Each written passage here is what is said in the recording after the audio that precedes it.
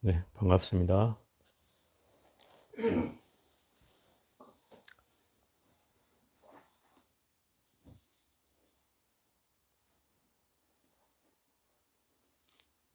오늘은 원각경 저녁반 첫 번째 수업입니다. 지난 동안거에 원각경을 6장까지 요약을 6장까지 했기 때문에 오늘은 이제 7장을 할 차례지만 또 처음 듣는 분도 계셔서 이 원각경을 한 3, 40분 안에 한번 요약을 한번 해보겠습니다. 지금까지 6장까지 한 내용을 요약을 한번 해보겠습니다. 전에 들었던 분들은 이제 기억을 되살려서 한번 상기를 해주시고, 처음 듣는 분들은 잘 귀담아 들어서 이 전반부의 내용은 다시 또 반복하지 않기 때문에 오늘로써 정리를 하는 걸로 대신하겠습니다. 이 원각경은 사실 우리 절의 상징과 같은 경전이죠.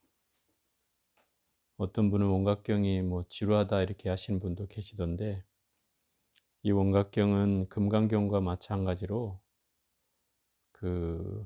지금 수요반에 썸머리로 해마다 한 해는 금강경, 한 해는 원각경 이런 식으로 아마 그건 계속 반복될 겁니다. 그래서 뭐 지루하다는 생각을 한다면 안 들으면 되죠. 그리고 이 원각경반은 또 다른 경전을 하겠지만 어쨌든 그런 식으로 진행이 될 겁니다. 그래서 이 원각경은 우리가 1년 365일 뭐 강경도 하지만 이 경전을 공부하는 일도 또한 중요한 일이라고 생각이 듭니다.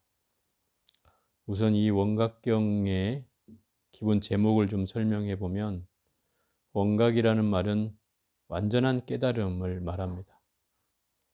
완전한 깨달음을 얘기하는 말인데, 결국 이 완전한 깨달음을 얻은 이는 부처님 한 분이잖아요. 그래서 이 원각이라고 하는 말은 이 원각경에서만 주로 통용되는 말이라면, 다른 말로는, 다른 경전에서는 이거를 대신해서 일심이라고 얘기하고 있다. 일심. 우리 법문품에도 일심 증명하라 하는 말이 나오잖아요. 또 아미타경에도 뭐예요? 일심불란하면 이게 나오죠. 그럼 모든 경전의 그 기본 코드가 일심이란 말에 있다 이 말이에요. 그럼 일심이라는 말은 한 마음으로 어떤 생각이나 번뇌, 망상, 근심, 걱정이 없는 단 한 가지 생각이죠. 한 가지 마음. 예를 들어서 관세음보살 부르면 관세음보살을 한 마음으로 생각하는 것이고, 또 아미타불을 부르면 아미타불을 일념으로 생각하는 것이고, 그죠? 석가모니불을 부르면 석가모니불을 일념으로 생각하는 게, 그게 일심이죠. 그 일심이 바로 이 원각이라는 완전한 깨달음과 맞닿아 있다는 거죠. 그럼 깨달음을 얻는 방법이란 일심을 얻으면 된다는 것이 가장 쉽게 이해될 수 있는 말이죠. 그럼 일심을 얻으려면 어떻게 해야 되는가? 일념이 되면 됩니다. 근데 일념이 되지 못하기 때문에 그 일심이 어려운 거죠. 그럼 일념이 되려면 첫째는 간절해야 하고, 그렇겠죠. 그 다음에 두 번째는 근심, 걱정, 번뇌, 망상이 없이 화두를 들듯이 그야말로 오로지 그 한 생각에 꽂혀서 다른 생각을 내지 않는 그런 경계로 나아가야 바로 일념과 일심이 될 수 있는 겁니다. 그런 경계를 설명해 주는 경전이 바로 이 원각경이다. 그래서 원각, 대방강 원각 다라니 수다라 요이경, 이게 원래 제목인데, 대방강은 크고 이건 절대적인 크기를 말하는 거예요. 그냥 크다는 게 상대적으로 누구처럼 큰 게 아니고 누구보다 큰 게 아니고 절대적으로 큰 거다. 그래서 비교할 수가 없다 이런 얘기. 또 방이라는 말은 바르다는 뜻입니다. 바르다. 바르다는 말은 삿되지 않다는 말이죠.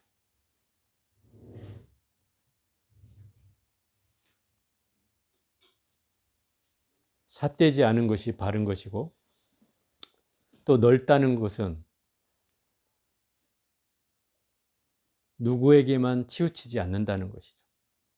모든 사람에게 골고루 이 가르침이 전해줄 수 있다는 뜻이고, 부처님의 위덕이 누구에게나 미친다는 뜻이죠. 그래서 광이라고 하는 거예요. 그럼 크고 바르고 넓은 완전한 깨달음을 진언의 핵심을 담은 경전, 이게 대방강 원각다라니 수달의 요의경에 담겨 있는 말씀이죠. 그래서 이 경전은 깨달음을 주로 담고 있는 경전이어서 깨달음을 얻고자 한다면 이 경전을 공부하는 것도 괜찮다, 무방하다 이렇게 생각이 듭니다. 그래서 이 첫 서문에는 부처님께서 신통대 광명장이라는 산매에 들어서 이 가르침을 펴기 전에 대중 앞에서 그 머무는 자리를 빛으로, 광명으로, 또 지혜로, 또 청정함으로 보여준단 말이죠. 그것이 바로 서문의 서론에 담겨 있는 말씀이에요. 신통대 광명장이라는 것은 빛을 머금고 있다는 뜻이에요.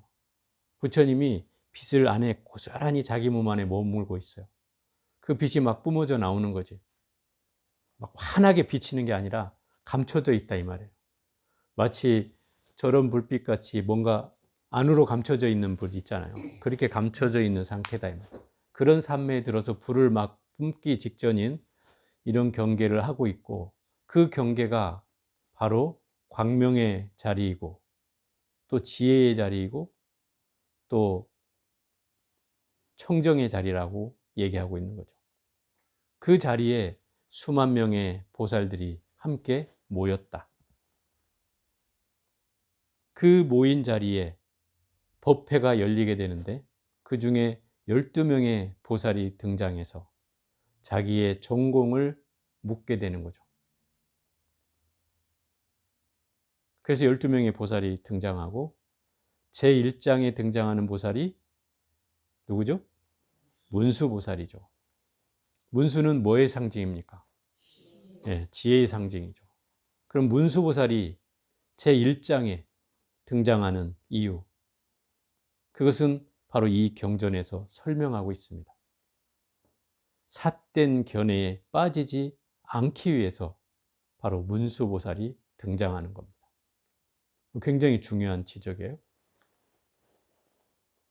삿된 견해에 빠진다는 것은 중생이 어두워서 또 어리석어서 제대로 된 지혜를 만나지 못하면 다른 삿된 견해에 현혹되게 되겠죠.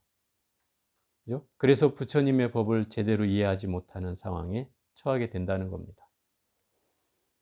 삿된 견해란 너무나 많죠. 뭔가 우리를 유혹하는 환경들. 그죠? 그리고 뭔가 비슷한 듯 하지만 아닌데도 자기가 정통이라고 주장하는 사람들도 있습니다. 영생을 부르짖고 어느 교주는 죽지 않는다 하고, 그죠? 어느 사람은 뭐 대통령 후보에도 나오고, 그런 사람을 또 우리는 믿고 따른 사람들이 있잖아요. 그래서 우리가 이 말세 중생들은 혹세무민하는 세상의 유혹에 시달리고 거기에 또 넘어가서 우리의 정법을, 부처님 말씀하신 바른 가르침을 이해하지 못하는 상황이 펼쳐진다는 거죠. 그러면 이 삿된 견해에 빠지지 않을 수 있는 가장 큰 이유는 바로 지혜를 가져야 된다는 거예요. 지혜가 없으면 이 중생은 어리석어서 끊임없이 그 삿된 견해에 빠지게 된다는 거죠. 그래서 문수보살이 먼저 등장하는 거예요. 중생을 바른 길로 인도하기 위해서 지혜를 내세우는 거죠. 그 지혜를 가져야 바로 삿된 견해에 빠지지 않을 수 있다. 그래야지 부처님 가르침을 제대로 이해할 수 있다. 어찌 보면 보통 종교에서는 이 가르침을 설명할 때 무조건 믿어라 하는 데서부터 출발해요. 대부분의 종교들은. 그렇죠? 믿어라. 근데 불교는 지금 이 원각경에서 말로 하자면 지혜를 먼저 배우라는 거예요. 지혜를. 어리석지 않기 위해서 지혜를 배워서 삿된 견해에 빠지지 말라는 거예요. 그게 첫 번째예요. 그 지혜를 배우고. 그 다음에 두 번째 등장하는 분이 보현보살장이죠. 보현장이에요. 보현보살은 바로 어떤 분이에요? 실천을 서원한 분이잖아요. 그래서 이 지혜를 잘 닦을 수 있는 방법을 가르쳐 주는 거죠. 어떻게 하면 지혜를 닦을 수 있느냐. 거기에 삭구계로 딱 얘기하잖아요.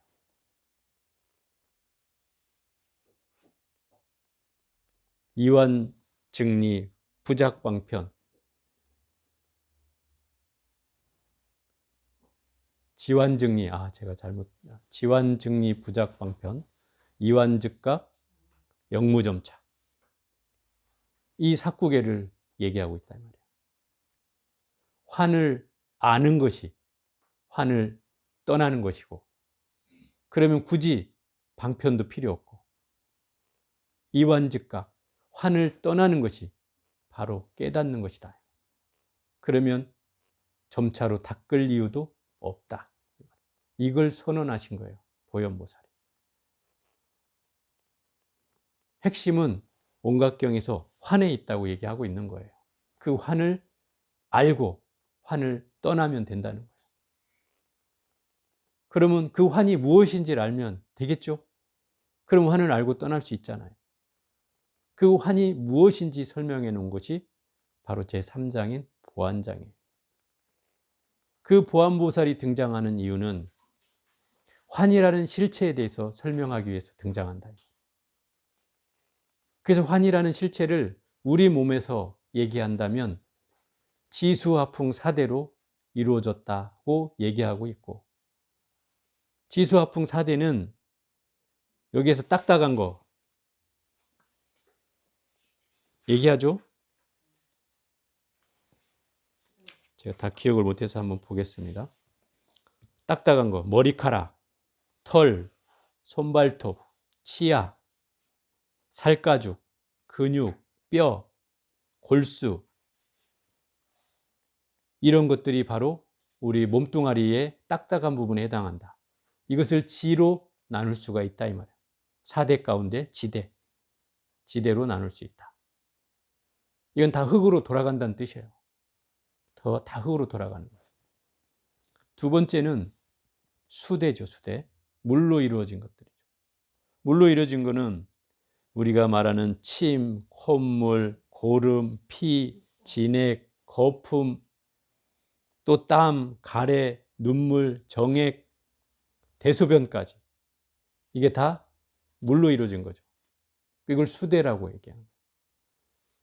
그러면 인간의 이 딱딱한 거, 뼈와 살가죽, 근육 등등의 심줄 등등의 것을 지대로 나누고, 또 아까 말한 수분으로 이루어진 땀, 가래, 진액, 거품, 정액, 또 대소변까지 다 이걸 수분으로 나누고, 그러면 남는 게 뭐냐? 세 번째가 화대인데 불기운을 말한다. 따뜻한 기운. 몸에 있는 따뜻한 기운. 여러분들이 살아있다는 것은 몸이 따뜻하다는 증거죠. 죽어있는 사람은 따뜻하지 않죠. 그렇죠. 그러니까 살아있다는 건 바로 그 화대가 있기 때문이다. 그래서 따뜻한 기운이 있기 때문에 우리가 살아있는 것이다. 그게 세 번째예요. 네 번째는 풍대로 해서 바람으로 이루어졌다고 얘기하는 건데, 바람은 어떤 뜻이냐면 움직이고 굴러가는 걸 말해요. 내가 손을 움직이고 있고, 그죠? 입을 열어서 뭔가 얘기하고 있는 것, 이것이 다 풍대라. 바람의 작용이다. 그러면 이 지수화풍 4대로 나를 흐트러 버리면 존재해요, 안 해요? 아무것도 없죠. 아무것도 없어요. 그래서 이 사실을 우리 환이라고 알아야 된다는 거예요. 그래야지 첫 번째 환에서 벗어날 수가 있어진다는 거죠. 그런데 우리는 이렇게 머릿속으로는 이해하지만 실상 부딪히면, 누가 저 깜깜한 밤중에 옆에서 웍 하고 놀래기라도 하면 비명을 지르고, 또 자기도 안 찾고 엄마야를 찾고, 엄마도 없는데도 엄마를 찾고, 그죠? 이렇게 된단 말이에요. 그것은 우리 인간의 존재에 대한 인식을 하고 있기 때문에 그렇다. 내 몸뚱아리에 대한 인식을 하고 있기 때문에 자기 존재가 어떻게 될까 봐 놀랜다, 이 말이죠. 또 어떤 사람이, 무서운 사람이 자기를 막 몽둥이 들고 쫓아온다. 그럼 어떻게 하겠어요? 도망가겠죠. 그 도망가는 이유가 뭐예요? 혹시 나도 저를 당할까 봐, 저 사람한테 맞아서 죽을까 봐 두려움이 일어나는 거죠. 그렇잖아요. 그건 내 존재에 대한 인식을 한다는 거죠. 그런데 가만히 생각해 보면, 여기서 지수화풍 4대로 나눠버리면 나는 아무것도 없는 존재라고 했잖아요. 그러면 예를 들어서 내가 다 나눠서 흩어졌어요. 그럼 나는 어디로 갈까요? 죽었으면 어디로 가요? 다음 세상으로 가요? 네? 갈 데가 없어요? 갈 데가 없어서 방황해야 되나? 돌아가는 거죠. 본래 자리로. 본래 자리가 있어요. 그래서 돌아가셨습니다 하는 거예요. 본래 자리로 가는 거예요. 그러면 본래 자리로 가는 놈이 있다면 죽음이 무슨 상관이 있어요? 네? 죽은들 무슨 상관이 있냐 말이에요. 그죠? 그러면 여기에 내가 애착을 가질 이유도 없고, 죽었다고 괴롭고 슬퍼할 이유도 없고, 그런 거잖아요. 원리로 치면. 그죠? 이게 환을 아는 방법이에요. 환을 알면 이런 마음이 일어나야 된다는 거죠. 그래서 집착이 사라지는 거예요. 아무것도 아니구나. 왜 내가 여기에 이렇게 집착하고 살았지? 라고 생각하게 된다, 이 말이에요. 그게 아까 말한 지환증리, 이환즉각이라는 그 개송의 말이다, 이 말이에요. 그래서 환의 실체를 규명해야 되는 거예요. 그래서 이 보안장에는 아주 제일 많은 페이지거든요. 원각경에서 전부 다 이 환의 실체를 설명해 놨어요. 하나의 환이 깨지면 다 깨진다는 거예요. 그걸 뭐 막 구구절절하게 설명해 놨는데 요약하면 그거예요. 하나가 환이 깨지면 다 깨진다는 거예요. 그러면 하나가 터지면 다 터진다는 뜻이죠. 불교는 그래요. 그래서 여러 가지를 할 필요 없는 이유예요. 경전을 여러 가지를 공부할 이유가 없는 이유예요. 하나만 제대로 하면, 그것만 터지면, 우리가 흔히 옛날 사람들 하는 말로 물리가 터지면, 하나를 알면 열을 아는 거예요. 하나를 깨면 다 꿰는 거예요. 그게 불교예요. 그러니까 불교는 많이 공부할, 뭐 여러 가지를 공부할 이유는 없어요. 내가 좋아하는 거 하나를 주야장창 하다 보면 그 원리가 터지면 다른 것도 다 터진다는 거예요. 그래서 여러분들 웬 소위경전 가지고 읽고 쓰고를 계속 반복하는 이유예요, 그게. 물론 일순간으로 그게 물리가 터질 때까지는 쉽진 않지만 계속 해가다 보면 어느 순간 아 하고 알아질 때가 온다, 이 말이에요. 한 단계씩 아 하고 알아지면 그 다음에 보이는 게 있고, 그 다음에 또 한 단계를 넘어가게 된다. 그럼 그 다음 단계에 가면 또 아 하고 알아질 때가 있어. 그럼 또 한 단계를 넘는 거예요. 우리가 흔히 하는 말로 그냥 보이는 만큼 보이는 거죠. 내가 아는 만큼 보이는 거예요. 그렇기 때문에 공부를 제대로 하다 보면 내가 지금 알았던 것이 1년 뒤에 알았던 것과 다를 수 있어요. 다를 수 있어요. 그래서 우리가 수행을 하는 거예요. 어떤 분이 이렇게 얘기했어요. 여러분들 중에도 그런 분이 계셨는데, 왜 경전을 뜻도 모르고 이렇게 읽어야 합니까? 처음에 이런 분을 묻는 사람들이 있어요. 왜 뜻도 모르고 이 경전을 읽어야 합니까? 그런 분에게는 반드시 되묻죠. 그러면 뜻을 알면 얼마나 알까요? 부처님 말씀이란 내가 한글로 아무리 풀어놓는다 해도 쉽게 이해돼요? 우리 제일 쉬운 거 반야신경 한번 보면 한글 우리 맨날 읽잖아요. 그러면 그게 다 이해가 돼요? 쉽지 않죠. 한글로 풀어놔도 쉽지 않다 이 말이야. 그런데 알량한 그 지적 호기심으로 마치 한글로 읽어야 자기가 뭘 아는 것처럼 생각되는 분들이 있다. 그런데 저는 이것을 분별심이라고 얘기한다. 왜냐하면 한글로 이해하면 잘 될 것 같다는 생각은 생각일 뿐이고, 정작 우리가 경전을 읽으면서 얻어야 될 일념과 삼매, 정진력, 그죠? 정해드는 그 상황을 맞이해야 되는데 자꾸 분별심이 일어난다 이 말이에요. 이 말이 무슨 뜻이고, 이 말은 내가 이해가 안 되고, 이 말은 잘 모르겠고, 이런 분별심이 끊임없이 일어난다. 그러면 경전을 읽어서 가치가 있어요, 없어요? 아무 가치가 없는 거죠. 공덕도 없어요, 그렇게 하면. 그래서 제가 처음에 여러분 시작할 때 다른 거 다 제껴놓고 한문의 음가로 또박또박 소리내서 속독으로 읽으세요 하는 이유가 바로 거기에 있는 거예요. 오히려 내 마음을 관조하든지 아니면 글자에 집중하면서 그 경전을 또박또박 읽어갈 때, 속독으로 또박또박 읽어갈 때 그게 오히려 공덕이 크다. 왜? 아무 생각을 일으키지 않기 때문에. 그래야 공덕이 큰 거예요. 무념이 들었을 때. 예? 부처님이 말씀하신 거예요. 공덕이 제일 큰 거는 내가 깨닫고서 깨닫기만 하면 최고의 큰 공덕이다. 부처님한테 짓는 공덕보다도 더 크다 그랬어요. 내가 깨달으면. 그럼 내가 깨달으려면 내가 삼매에 들어야죠. 정에 들어야죠. 그죠? 그럼 내가 강경을 하든 사경을 하든 정진을 하든 어떤 걸 하든 삼매에 들어야 되는 거예요. 그런데 경전을 읽으면서 삼매에 들 수 있어요, 없어요? 여러분들은 아직 체험을 못 해봤는지 모르겠지만 있어요. 있어요. 그래야 되는 거예요. 그러려면 그 글자에 일념이 돼야 된다 이 말인 거예요. 거기에 무슨 의미가 무엇이고 뜻이 무엇이고 잘 모르고 알고 이건 아무것도 아니다 이 말이에요. 그건 다 치우고 정작 거기에 집중하는 거예요. 그랬을 때 공덕이 최상승이 되는 거예요. 이게 일념이에요. 그렇기 때문에 이 3장에서 말하는 이 환이라고 하는 것은 우리가 여실하게 알아야 된다 이 말이에요. 그걸 알아야 이 원각경을 이해한 것이 되는 거예요. 환을 이해 못하면 원각경을 반도 이해 못한 거예요. 왜냐하면 원각경은 결국 그 환을 설명하고 있잖아요. 여기서 분명히 얘기했잖아요. 우리 인간의 육신으로 치는 환은 바로 지수화풍 4대로 이루어진 것이고, 또 현상계로 보이는 환은 뭐예요?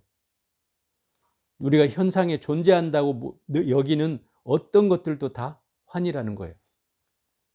내 몸뚱아리도 환인데 바깥 경계에 있는 것도 다 환이라는 거죠. 안팎으로 봐도 다 환이라는 거예요. 그것을 알아차리는 게 이 원각경이다 이 말이에요.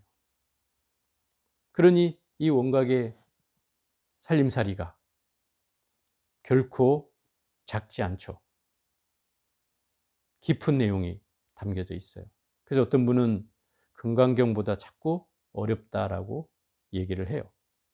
그 이유는 우리가 금강경은 자주 접했고 또 어디서든 들을 수 있었고 또 귀동냥으로라도 지나가면서라도 들어봤기 때문에 그렇게 쉽게 다가오는 것이고, 사실 이 원각경은 여러분들 저를 만나고서 처음 접했잖아요.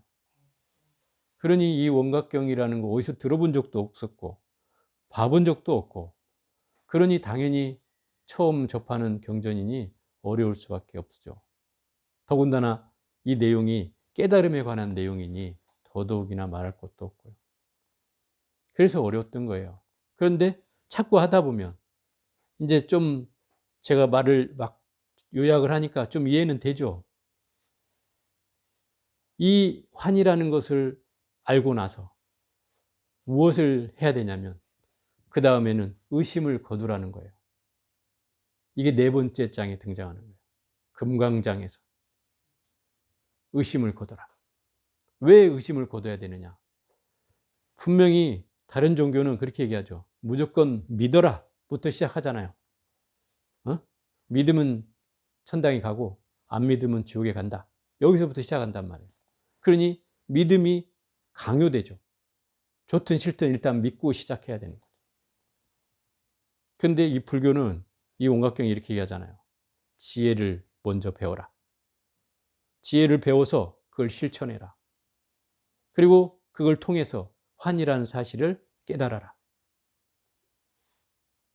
그러고 나서 결정적인 믿음을 일으키라는 거예요. 그게 사장에 등장하는 거예요. 금강량장에서 의심이라는 걸 이제는 거둬라. 왜? 네가 삿된 견해에 빠지지 않고 바른 견해를 가졌고 지혜를 터득해서 실천해가지고 환이라는 사실을 완전히 터득했어요. 환이라는 사실을 완전히 터득하고 나면 바로 그때부터 진정한 믿음을 일으키라는 거예요. 그 믿음은 확신이어야 된다는 거예요. 어설픈 믿음이어서는 안 된다. 그래서 의심하지 말라는 거예요. 그래서 의심을 거둬서 결정적인 믿음을 일으키라는 거예요. 그때부터는, 처음에는 의심해도 된다는 거예요. 그런데 내가 지혜를 터득해서 환을 깨달고 나면 그때부터 진정한 믿음을 일으켜야 된다는 거예요. 그래서 이 금강장이 등장하는 거죠. 사람이 괴로운 것은 의심을 할 때 괴로운 거예요. 여러분들은 의심을 안 해봐서 그런지 모르겠지만 의심을 하면 괴로워요. 공부를 의심해도 괴롭고, 화두를 의심해도 괴롭고, 그죠? 남을 의심해도 괴로워요. 그렇죠? 의심한다는 건 괴로움이에요. 그 괴로움을 거두는 일은 그 의심을 믿음으로 전환시켜야 된다는 거예요. 그렇게 전환하려면 바로 이 전제가 필요한 거죠. 지혜로서, 지혜를 실천해서 환을 깨닫고, 예? 그러고 난 뒤에야 결정적인 믿음을 일으켜야 된다는 거죠. 그리고 다섯 번째 오면 미륵 부처님이 등장해요. 미륵보살님. 이 미륵보살님은 우리 예불할 때도 나오지만 자시보살이에요. 자시보살. 자시 해외 이렇게 하죠. 자시보살이에요. 자시가 무슨 이야기냐면 우리 김씨, 박씨, 이씨의 미륵보살님은 자시라는 거예요. 왜 자시냐? 자비의 씨앗을 가지고 있는 분이다 이 말이에요. 자비 종자를 가지고 있는 분이에요. 근본이 자비다 이 말이에요. 그래서 이 미륵보살님은 서원을 하기를 당신이 법문을 해서 이 사바세계에 살고 있는 모든 중생을, 이 사바세계뿐만 아니라 뭐 용화세계, 무슨 세계, 삼중의 세계를 다 구제하겠다고 원력을 세우신 분이에요. 한 사람도 남김없이. 좀 욕심이 많으시죠. 근데 어쨌든 그 자비로움으로 누구도 하나 편애하지 않고 중생의 근기별로 법문을 설해서 상근기, 중근기, 하근기를 세 번에 나누어서 법을 설해가지고 다 구제하겠다고 하는 분이다 이 말이에요. 그래서 석가모니 부처님하고 미륵보살님하고를 좀 비교하자면 석가모니 부처님은 우리 그 탄생계에서도 나오듯이 괴로움을 해결하는 입장이고 괴로움을 해결해 주겠다고 이 땅에 오신 분이다. 사바세계의 괴로움을 내가 해결해 주겠노라 이러고 오신 분이고, 미륵보살님은 괴로움이 아니라 즐거움을 주겠다고, 너희들에게 즐거움을 주겠다고 오신 분이다 이 말이에요. 그래서 이 자비라고 해도 석가모니 부처님은 비에 가깝고 슬플 비, 비에 가깝고 또 이 미륵보살님은 자에 가깝다 이 말이에요. 물론 두 분이 자비가 없는 건 아니지만 두 분의 특징을 비교하자면 그렇다는 거예요. 그래서 미륵보살님은 욕심을 내려거든 많은 사람을 구제할 수 있는 욕심을 내고 누가 한 사람만 좋아하거나 이런 마음이 아니라 모든 사람을 좋아하는 마음을 일으키고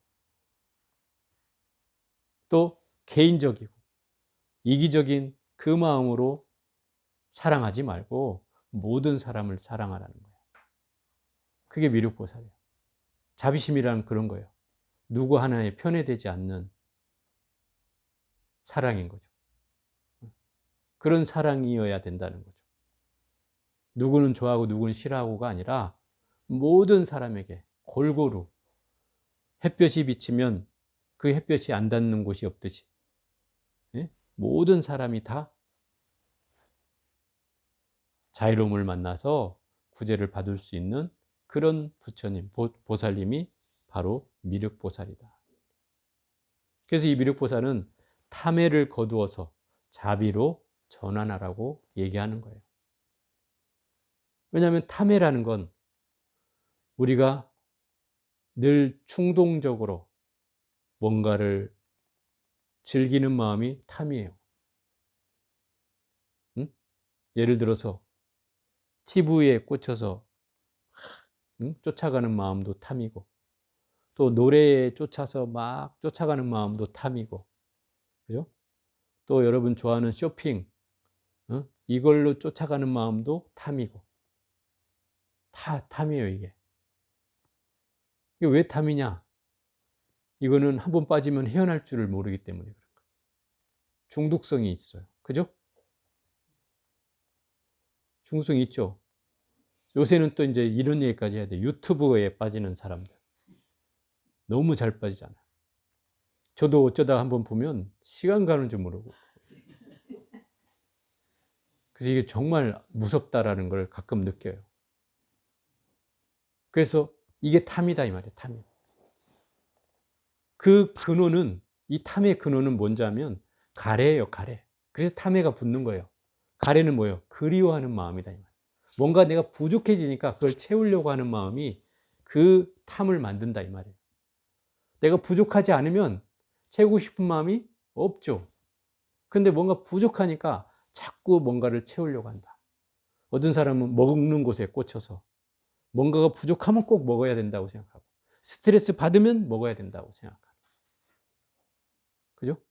주로 보살님들이 이러더라고 내가 지켜보니까 먹는 데에 밥은 이만큼 먹는데 밥은 이만큼 먹어. 그냥 밥 먹을 때 보면 내가 제일 늦게 먹고 있더라고요. 근데 간식 먹을 때 보면 저는 간식 잘 손도 안 대는데 그 사람은 간식을 몇 배로 먹는 거예요. 이게 이제 탐이다 이 말이에요. 탐. 그리고 나서 뭐라고 하냐면 또 이런 얘기까지 안 하면 되는데 왜 살찌는지 모르겠대. 왜 살찌는지 모르겠대. 저는 정답을 알겠는데 왜 살찌는지 모르겠대. 그러니까 제가 이제 젊은 날 같으면은 저도 군것질도 해봤고 이제 간식 같은 것도 먹어보고 해봤지만 지금은 이제 간식이 이렇게 안 땡겨요. 예전만큼은. 그러니까 간식을 안 먹게 되는 것 같아요. 밥을 충분히 먹으니까 간식에 손이 잘 안 가죠. 있어도 보고 쳐다보고 있다가 영 배고파지지 않으면 잘 손이 안 가요. 그러니까 어찌 보면 제가 10년 전의 몸무게를 지금도 유지하고 있는 이유예요. 여러분들은 저 보면 어떤 사람은 스님 왜 이렇게 살이 빠졌어요? 이런 사람이 있는가 하면 또 어떤 사람은 스님 요새 얼굴이 좋아지셨네요? 이런 사람이 있어요. 똑같은 얼굴을 보고도 그런다 이 말이에요. 그럼 제가 거기다 대고 내가 살 빠졌어요. 내가 살 쪘어요. 이렇게 할까요? 그냥 그대로입니다. 이렇게 얘기하죠. 아니에요. 스님 살 빠졌어요. 이러고 우겨요 또. 내가 아니라는데. 제가 저 방에 지금 저울이 있어요. 매일 아침마다 재본단 말이에요. 그럼 누가 잘 알겠어요? 제가 잘 알죠. 그런데도 그런 인식들이 있다 이 말이죠. 그래서 우리가 음식에 음식 앞에서 못 참는 것도 탐해고 또 물건을 사는 데 있어서 못 참는 것도 탐이다 이 말이에요. 끊임없이. 그게 근원은 그리움에서 나오는 거다. 그 가래가 근본이 되어서 자꾸 뭔가를 채우려고 한다. 제가 이거를 언제 느꼈냐면 제가 서울에 올라와서 선원을 열고 한 3년은 미친 듯이 바빴어요. 근데 오로지 사람만 만났어요. 1년 365일 가운데 정말 내가 밖에 행사를 나가는 일 빼놓고는 뭐 1년 365일 사람을 만났어요. 그때는 제가 죽을 것 같았어요. 끊임없이 사람들이 찾아오니까. 그리고 찾아온 사람들이 또 편안한 사람이 오겠어요? 다 아픈 사람들 찾아오잖아요. 심지어 어떤 사람은 막 며칠 남겨놓고 찾아온 사람도 있었고, 막 이렇게 힘든 사람들이 찾아온단 말이에요. 그런데 그 미치도록 사람들이 그렇게 많이 만나는데도 마음이 계속 허해지는 걸 제가 느꼈다 이 말이에요. 그걸 어디로 풀었냐면 쇼핑으로 푼 거예요. 나가지를 못하니까 물건을 사는 거죠. 그래가지고 우리 조부사님도 잘 알 거예요. 종무소에서 무심 스님이 택배가 제일 많이 와.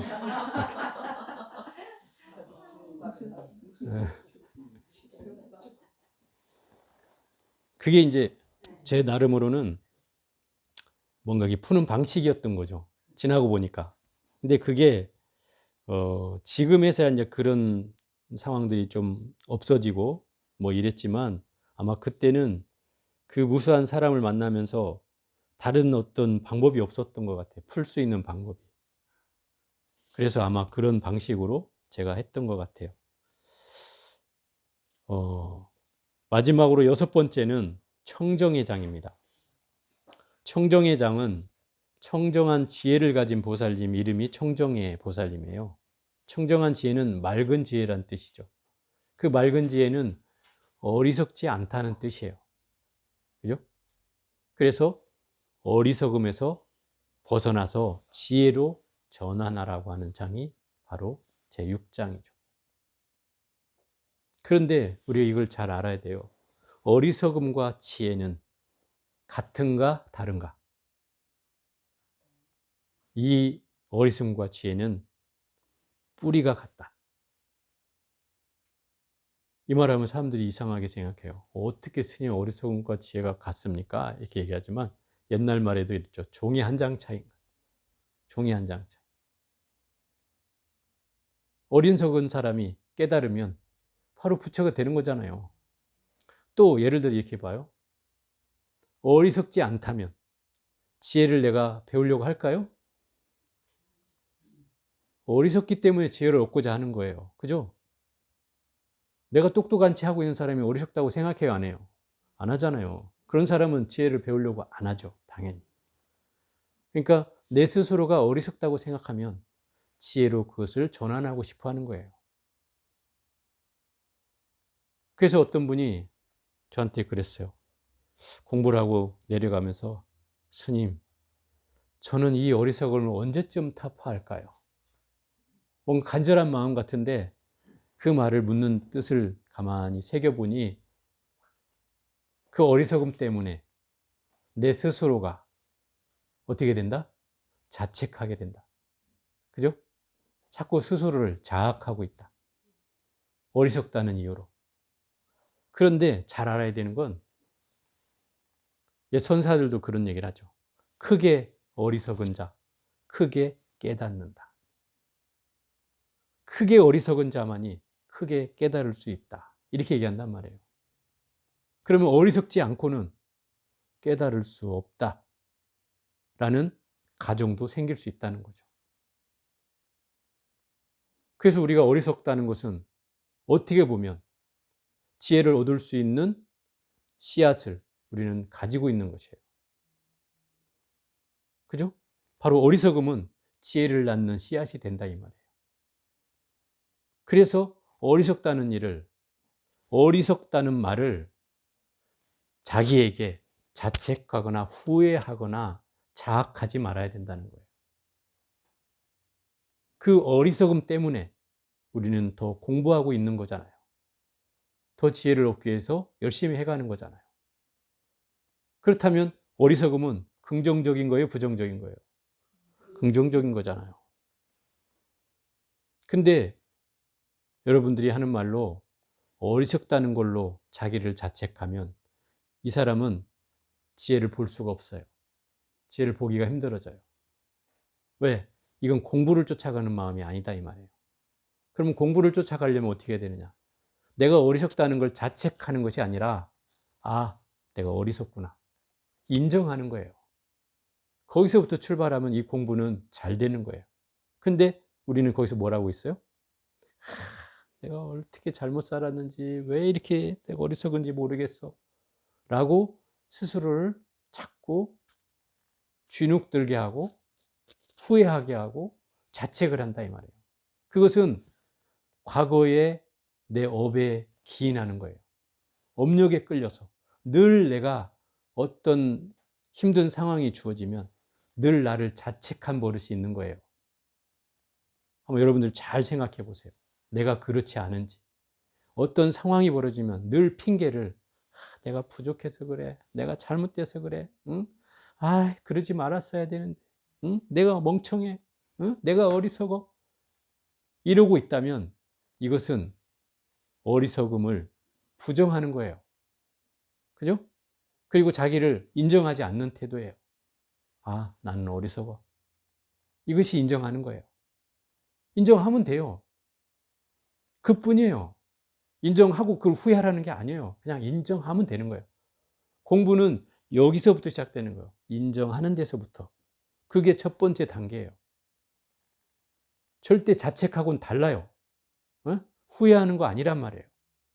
나를 자학하는 게 아니란 말이에요.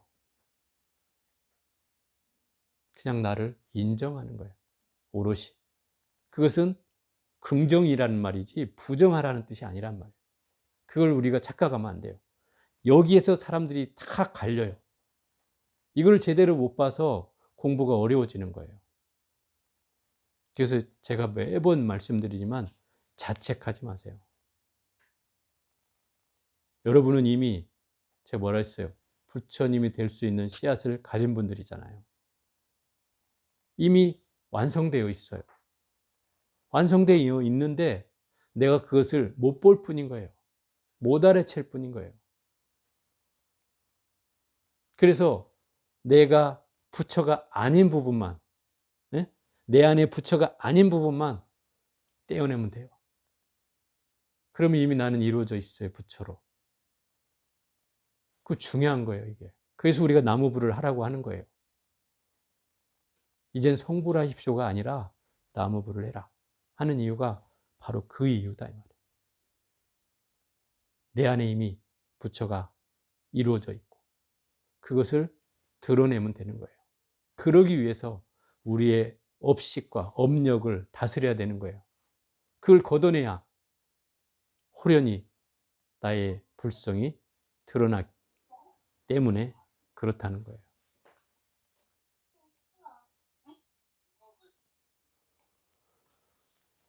그래서 이 어리석음이라는 것은 바로 지혜와 다른 이름일 뿐이다. 이런 거예요. 어리석음은 지혜의 다른 이름일 뿐이다. 그러니 어리석음이 내가 가졌다고 해서 나 스스로를 위축하고 주눅들고 괴로워하고 후회하고 그럴 필요가 없다. 이 말이에요. 그걸 지금 이 원각경에서 가르쳐 주고 있는 거예요. 그 어리석음을 뭐로? 지혜로 전환하라. 어리석은 줄 알면 그건 지혜로워지는 거예요.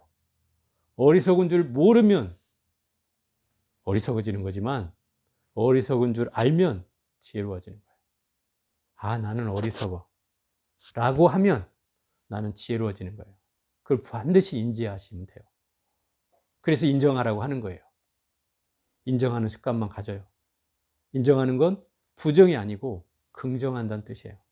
아, 나는 참 어리석구나. 제가 아까 낮에도 이렇게 물었어요. 무심 스님은 지혜로운가요? 어리석은가요? 여러분 보시기 어때요? 대답을 못해? 함정에 걸렸어 이제. 한번 대답해 보세요.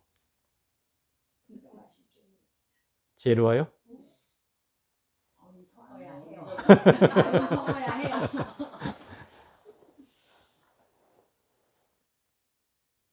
어리석어요. 어리석어요. 여러분이 보시기에 다르게 보일 수는 있어도 제가 저를 보기엔 아직도 어리석어요. 그게 인정돼야 되는 거예요. 그게. 그리고 거기서부터 출발하는 거예요. 늘. 그래야지 이 공부가 나아져요. 공부는 장난을 치셔도 안 되고 또 했다는 생각이 있어서도 안 되고 조금이라도 우쭐거리는 마음, 좀 뭘 봤다는 생각이 있어서도 이 공부는 안 되는 거예요. 그러니까 한 발짝이라도 더 나가고 싶다면 나를 정확히 봐야 돼요. 그리고 인정해야 돼요. 아직도 부족하구나. 그리고 내 앞에 설사 먼 경계를 봤다고 해서 뭘 봤다고 하면 안 된다 이 말이에요. 예를 들어 이랬어요. 어떤 사람이 지나가다가 소 꼬리를 봤어요. 꼬리만 봤어요. 뭐 형체를 본 게 아니라 꼬리만 봤어요. 근데 이 사람이 뭐라고 얘기하냐면 나 소 봤어 그런 거예요. 그죠? 나 소 봤어 이렇게 얘기한다. 그럼 이 사람이 소를 다 봤다는 얘기예요? 아니죠. 소 꼬리만 봤다는 거예요. 그러면 잘못 얘기하는 거죠. 나 꼬리만 봤어 이렇게 해야죠. 그게 소인지 아닌지도 사실 정확히 보여주잖아요. 나 꼬리만 봤어 이래야죠. 그게 정확한 표현이죠. 근데 이 마음 공부하는 사람들도 자칫 잘못 빠지는 것이 이런 거예요. 마음의 한 귀퉁이를 봤어요. 막 환희심이 일어났어요. 막 나 뭔가 막 본 것 같아. 그 사람이 또 이렇게 얘기를 해요. 나 깨달았어. 어? 나 깨달았어. 어떻게 보면 그 말도 틀린 말은 아니죠. 뭘 봤다는 건 뭐 깨달음이 조금 일어났다고 얘기는 할 수 있죠. 그런데 이것이 전체는 아니라는 거죠. 마치 마음의 꼬리를 보고서 마음 전체를 봤다고 하는 거와 같다 이 말인 거죠. 이건 굉장히 잘못된 사실이죠. 이렇게 됐을 때 우리가 공부가 착각이 일어나고 절대 앞으로 나가지 못하는 이유가 되는 거예요. 그래서 조금 봤다는 거는 그냥 경계에 불과한 거예요. 왜? 내가 확 나와 한 덩어리가 돼서 일치가 된다면 몰라도 그 조금 본 것 가지고는 봤다고 하면 안 된다 이 말인 거죠. 그런 경계예요.